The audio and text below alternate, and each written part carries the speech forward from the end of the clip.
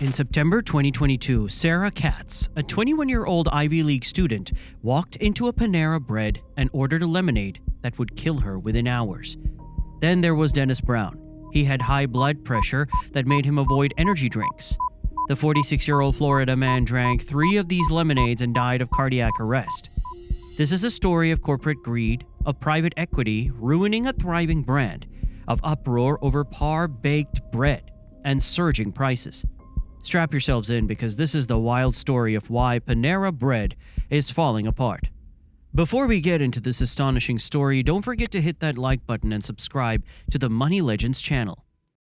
In July 2017, Ron Shaikh made the decision that would destroy everything he had spent 3 decades building.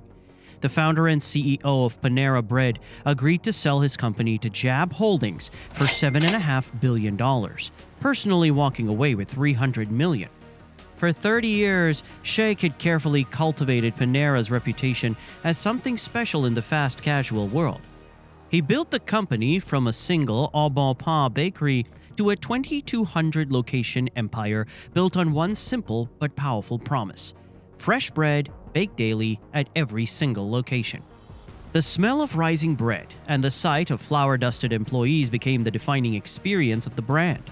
This was Shaikh's personal mission to prove that fast food could still be real food. But the German investment firm had very different plans. Jab Holdings, owned by the billionaire Raymond family, specialized in acquiring beloved consumer brands and systematically extracting maximum profit. They had already transformed Krispy Kreme, Pret a Manger, and Keurig into lean profit machines through aggressive cost-cutting and operational changes. Within months of completing the acquisition, Jab began implementing the same playbook that had worked at their other properties. Quality standards were quietly adjusted, supplier relationships were renegotiated for cheaper alternatives, and new products were introduced to boost revenue per customer. One of these new products was charged lemonade, which contained caffeine levels that rivaled the strongest energy drinks on the market. Shaikh had written extensively about his philosophy, once specifically stating he would never compromise Panera's fresh bread commitment. But Shaikh was gone now, enjoying his fortune, while Jab Holdings began systematically dismantling everything that had made Panera special. The transformation had begun, and the deadly consequences would soon follow. Sarah Katz was brilliant. At 21, she was thriving at the University of Pennsylvania. But she lived with long QT syndrome type 1, a heart condition that made caffeine extremely dangerous for her. She had spent her entire life carefully avoiding energy drinks and checking labels for caffeine content. Red Bull was off limits, Monster Energy was forbidden. Anything with warnings stayed far away from her. The charged lemonade dispenser sat directly next to regular fruit juices. No energy drink section, no special placement, no obvious warnings that screamed danger to customers browsing the beverage station. The colorful drinks looked refreshing and innocent. Strawberry mint, mango yuzu, blood orange.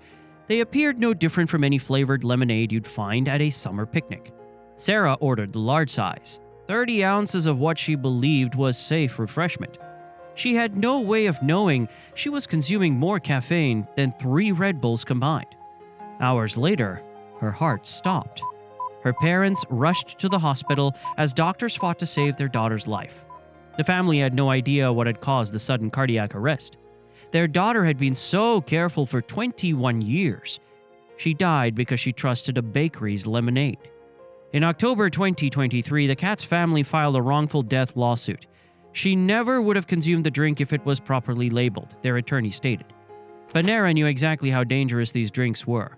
They had the caffeine data, saw the placement next to regular beverages, and understood the risks.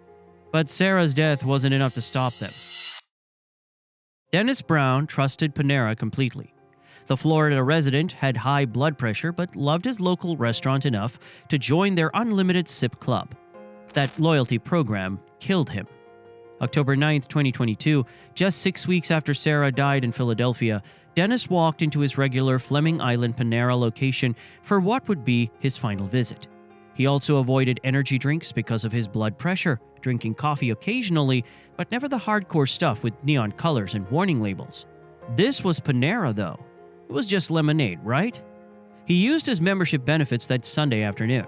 taking advantage of the unlimited refills he'd paid for. He drank 3 large servings during his visit, consuming nearly 1,200 milligrams of caffeine. That was triple the FDA's recommended daily limit in a single sitting. Dennis felt fine when he left the restaurant. He got in his car and started the familiar drive home to his family, but his heart stopped on the way. Cardiac arrest behind the wheel turned the loyalty program he trusted into the delivery mechanism for a lethal dose. The 46-year-old died before reaching the hospital. Panera had positioned extreme caffeine as safe refreshment and learned absolutely nothing from the first tragedy. The Brown family filed their lawsuit in December 2023, the same month Panera filed confidential IPO paperwork. Jab Holdings was calculating their public offering profits while families buried their loved ones. In 2024, Panera quietly settled both wrongful death lawsuits. No admission of guilt, no public apology, no explanation for their continued selling after the first death. They just made the problem disappear with money. The drinks vanished from menus nationwide without announcement. But eliminating one dangerous product wouldn't save Panera's soul from what came next. For 30 years, every Panera location received fresh dough daily from regional facilities. In 2024, Jab Holdings started shutting them all down, systematically destroying the company's founding promise.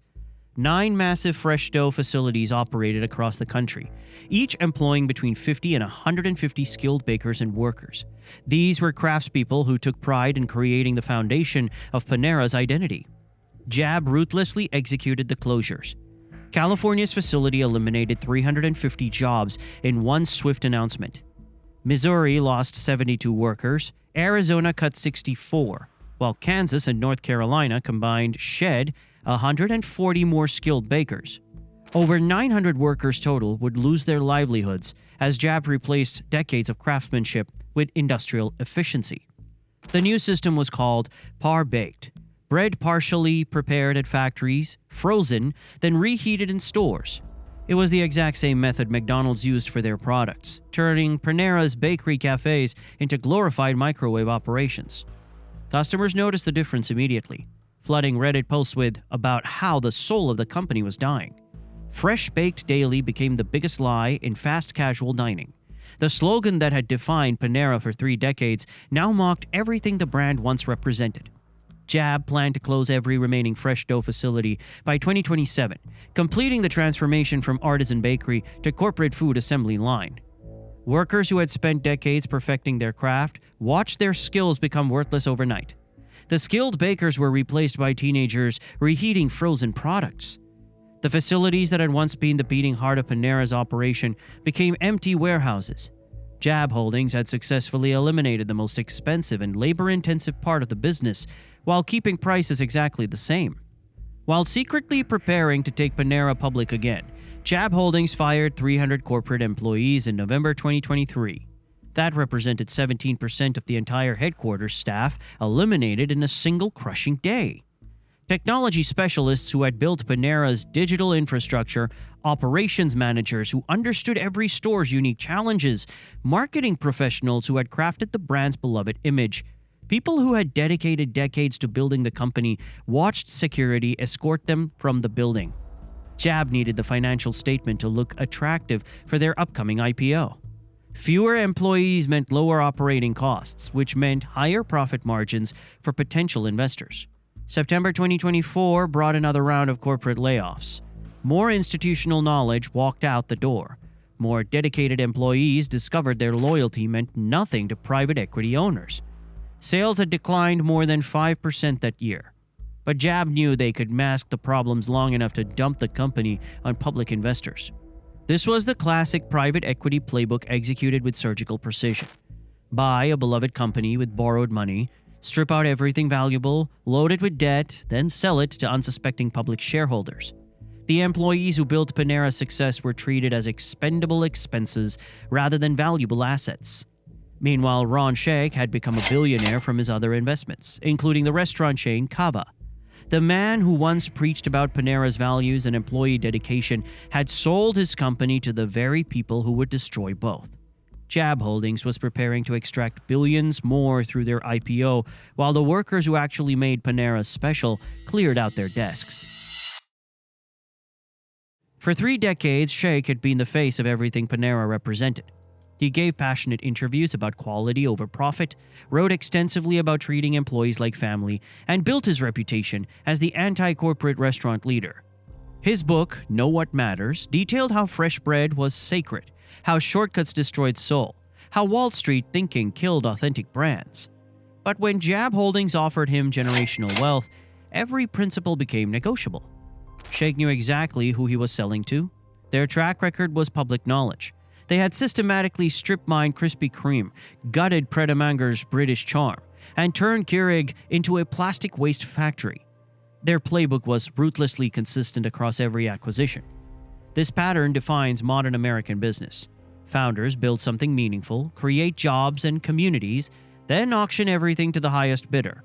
Private equity firms like Jab Holdings have devoured Toys R Us, Sears, and countless other beloved brands using identical tactics. The Rayman family behind Jab Holdings built their fortune on Nazi forced labor during World War II and now destroys American institutions for profit. Meanwhile, customers lose trusted brands, workers lose stable careers, and communities lose gathering places. The only winners are billionaire investors who treat human institutions like disposable commodities. The founder who once said quality was everything proved that everything has a price. Today, Sarah Katz and Dennis Brown are still dead. 900 bakers are still unemployed, and every piece of Panera Bread comes from a factory freezer. The story is bigger than one corrupted company. It's the blueprint destroying everything Americans once trusted. Your favorite restaurant, your neighborhood store, your local newspaper. Private equity firms are systematically buying and gutting it all. They're coming for your hospitals next, your nursing homes, your children's daycare centers. What other brands are you trusting right now that have already been sold to the highest bidder? Share your story in the comments about brands that changed after getting acquired. Hit subscribe if this investigation opened your eyes to how private equity destroys everything it touches. Click here to watch our next fascinating video. We think you'll find this one even more interesting. It's a hell of a story you should not miss.